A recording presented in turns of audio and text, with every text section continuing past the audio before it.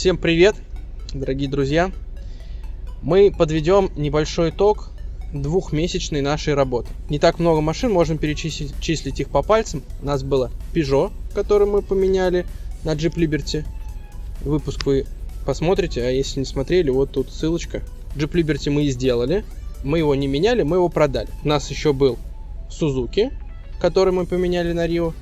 И сейчас мы хотим подвести небольшой такой итог и зафиксировать какую-то определенную сумму. В продаже джипа у нас осталось 500 тысяч рублей. И у нас к дополнению стоит еще Kia Rio. То есть мы фиксируем вот такую точку отсчета 500 тысяч и Kia Rio, от которой мы будем плясать сегодня нынешний год. И этот год, я думаю, должен быть очень плодотворным.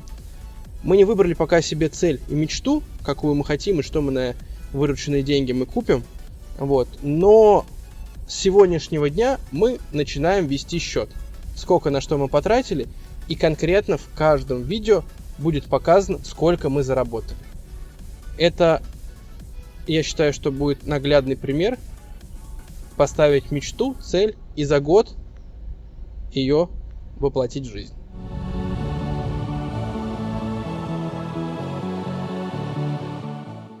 Мы взяли очередное ведро. Сейчас в двух словах, быстренько, коротенько расскажу, как это было. Подвернулся нам отличный вариант Honda Civic 2008 года. В простонародье назывался марсоход.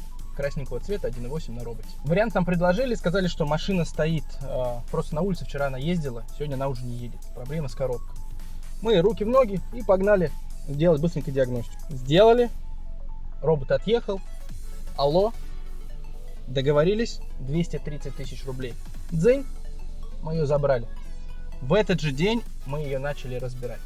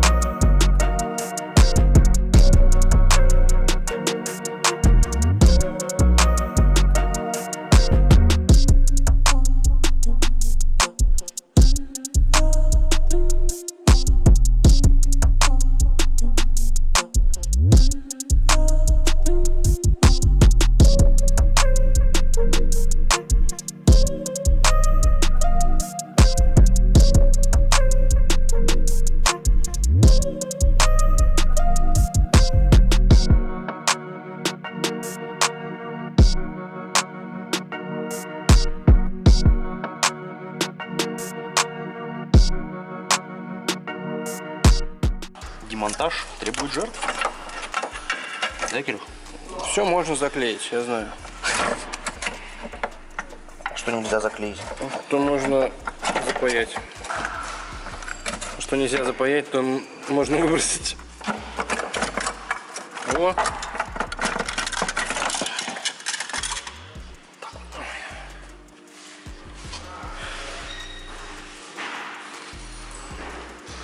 Мы это сделаем.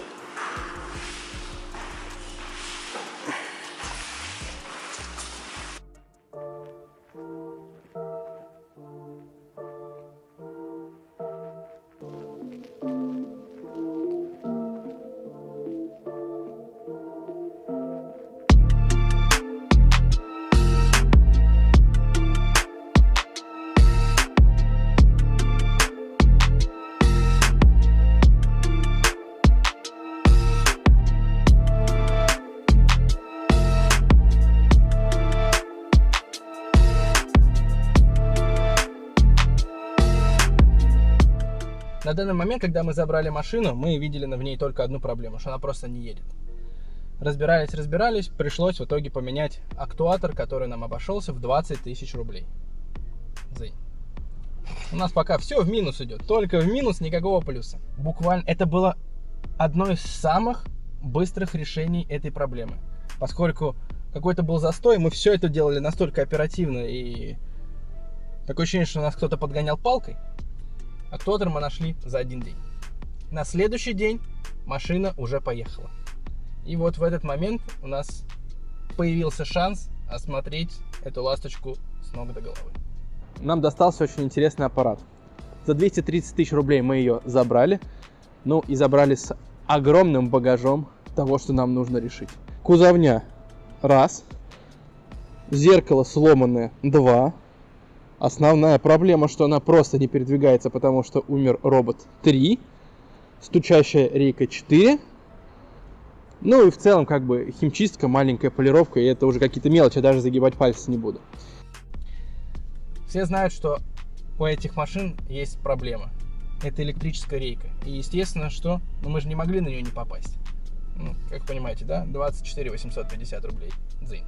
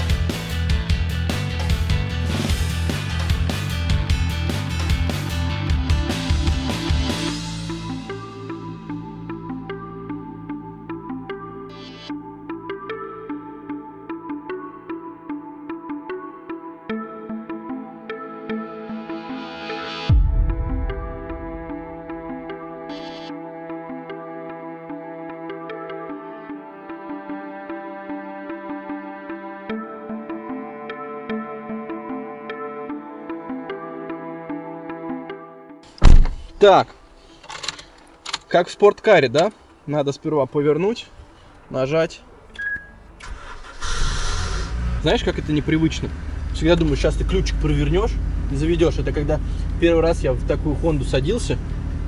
Ну, как минимум, ты ладно, как минимум кнопка где-то здесь. Я такой, так, сюда тыкать, туда. Потом, знаешь, это боковым зрением сбоку такой старт, стоп, красная кнопка. А всегда же с красными кнопками ассоциируется, что опасность и беда. У меня очень, знаешь, ощущение всегда раньше было, что после какого-то года специально для того, чтобы было... Это, по-моему, я заметил первый раз на BMW, что все время пытались повернуть торпеду к тебе. То есть чуть-чуть, чтобы угол был в эту сторону, чтобы тебе было удобно. А здесь такое ощущение, что сделали все наоборот. Повернули в сторону пассажира, чтобы тебе было как максимум неудобно было вот лезть до последней той кнопочки, к примеру, до любой другой. А так в целом очень много табло. То есть тут что-то. То есть, ну, как это, помнишь, раньше называли это, да и сейчас, наверное, называют, что это какой-то а-ля космолет, марсоход. Очень много кнопок, очень много приборных показателей, которые глаза разбегаются. Так, что тут смотрим, что тут смотрим, что тут. То есть, ну, с первого взгляда, я когда Seat выбирал, ну, я не выбирал именно Seat, я выбирал себе машину. Один из вариантов был, кстати, Honda на тот год. Я, правда, не помню, в каком году это было. Там а-ля, наверное, 16-й, наверное, год, 15-й, 16-й год, наверное, вот что-то типа вот близко к этому. Раньше. Раньше? 14? Нет. Ты ездил на Сиате уже, наверное, в 13-м. Так, 18, 20, 10. Да, 13-й год, наверное, да, ты прав. И рядом с домом, там на промзоне как раз продавали Хонду. Как сейчас помню, она была синего цвета. Вот у них был красный цвет, синий цвет и черный. Прям вот был избыток на рынке. И вот я ездил. Ну, там был лютый, конечно, отъебыш. Там такой был уставший персонаж. Значит так. Отметим плюсы. Первый плюс, что эта машина тебе показывает то, что у нее нет ограничений. И она может тебе позволить все, что угодно. Второй плюс, который для меня очень важен, это на машине почти 200 тысяч пробега и ничего не скрипит. Ничего, ну, как бы моторчик печки, ладно, ну, я слышу его, но это не то, к чему я прикапываюсь. То есть постоянно где-то скрип или еще чего-то, этого нету. Никакой пластик не скрипит, не хрустит, и это вот это огромный плюс. Прям вот для меня это очень важно. Значит, шумоизоляция на высшем уровне. То есть вот сейчас едем, допустим, 70 км в час. Я не слышу ни мотор, ни какой-то шум с улицы. И, в принципе, можно шепотом разговаривать, и ты меня будешь слышать. Это номер 2 или номер 3. Столько плюсов, что я уже сбился. Значит, потом это дизайн, к которому глаз настолько быстро привыкает. И на самом деле очень прикольно, что ты видишь тахометр, знаешь, когда быстро тем более едешь, такая 5-6 тысяч, пора переключать скорость. В этом есть какой-то, знаешь, такой шарм. Плавный набор скорости. И для своего мотора, мне кажется, очень довольно внушительная динамика. Ну, по крайней мере, это как выглядит с моей колокольни. Это все плюсы.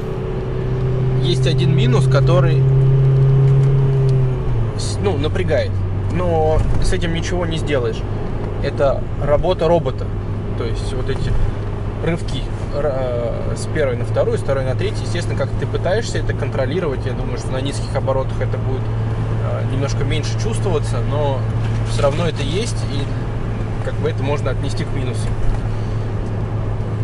В принципе, ну, своеобразный дизайн, потому что кому-то нравятся такие слегка раздутые, пухленькие такие машины, кому-то не очень нравится, кому-то нравятся более такие сбитые, маленькие, как Мини Купер. Это можно отнести как к плюсу, как и минусу, но это субъективное мнение каждого, на любителя, образно сказать. Для меня это, в принципе, какой-то нейтральный. Я не могу это отнести ни к плюсу, ни к минусу, просто имеет место быть. Значит, если подводить итог по этой машине, для кого она сделана? Как вижу я.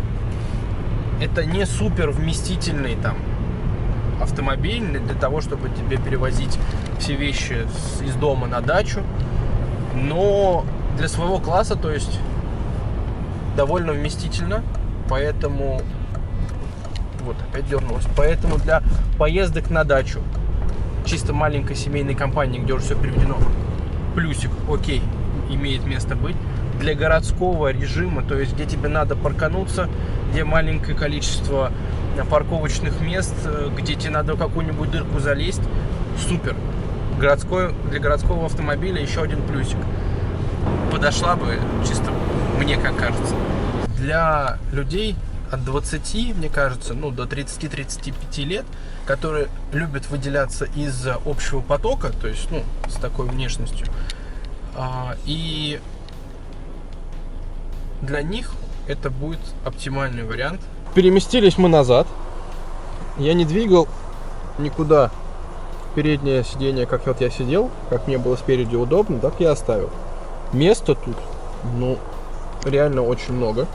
Ну, не то, что прям вытянуть ноги, но я чувствую себя комфортно. Тут есть очень приятный подлокотник. И я чувствую себя в безопасности, потому что тут даже сзади есть подушки. И в целом, не знаю, как здесь переносятся кочки, повороты и неровности, ну, до Сочи бы, мне кажется, можно было в легкую здесь доехать, сесть, прикурнуть И все. Но есть такой нюанс. Все же любят смотреть в окошко, когда едут. И когда ты поворачиваешься в окошко, причем ты сидишь полностью облокотившись на сиденье, так как тебе удобно, поворачиваешься, и ты видишь что? Стойку. И чтобы тебе посмотреть, что происходит за бортом, тебе нужно приспособиться, наклониться, и после этого ты можешь совершенно спокойно наблюдать, что творится там. То есть есть небольшая недоработка. Еще один маленький тест. В общем, эта сидуха как, наверное, как табуретка. Как табуретка. То есть сюда... Как лавочка, наверное. Ну, лавочка, табуретка. Одна фигня. То есть сюда может поместиться. Знаете, когда едете в электричке, да, или в самолете летите, часть багажа можно положить под сиденье, в ноги. Вот тут как раз такая же фигня. То есть тут можно положить, ну, как минимум пару рюкзачков себе в ноги. И это, кстати, очень удобно. Когда мы уже ее помыли, осмотрели, она была реально очень уставшая по кузову. Мы купили зеркало, 8000 рублей, как с куста. Не было шилдика, 1000 рублей. И мы ее решили подкрасить. Передний бампер, выставление зазоров, выставление декоративных расширений пластиковых. Все это выставили, 10 000 рублей день. И когда посмотрели на нее со стороны, что-то не хватает. Не хватает яркости и сочности. Полировка 5 рублей день. И в итоге мы получили супер машину, которая выглядит на все 500. Встречайте, посмотрите, оцените.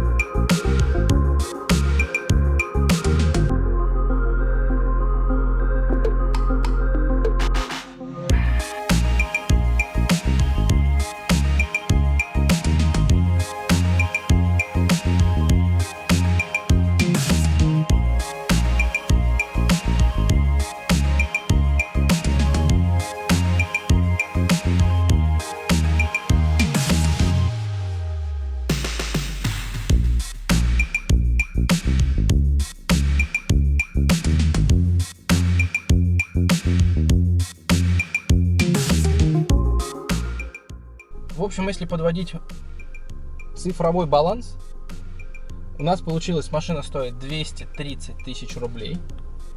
Мы в нее вложили 44 с копейками, а если быть точным, 44 280 рублей. И по итогу мы получили 307 710 рублей. Машину, в принципе, в идеальном состоянии. Я перечислю минусы, которые у нас осталось, просто мы их не будем делать. Это никак не влияет на ее работоспособность. Лобовое стекло треснуто. Небольшая вмятинка на заднем правом крыле, переходящая в дверь. Все остальное садись, езжай куда угодно. Поэтому, если она еще не продалась, пишите. Может, вы будете следующим владельцем. Пока. Пишите, жмите. Эй, блядь, точно. Подписывайтесь, ставьте лайк и комментарии. Обнял.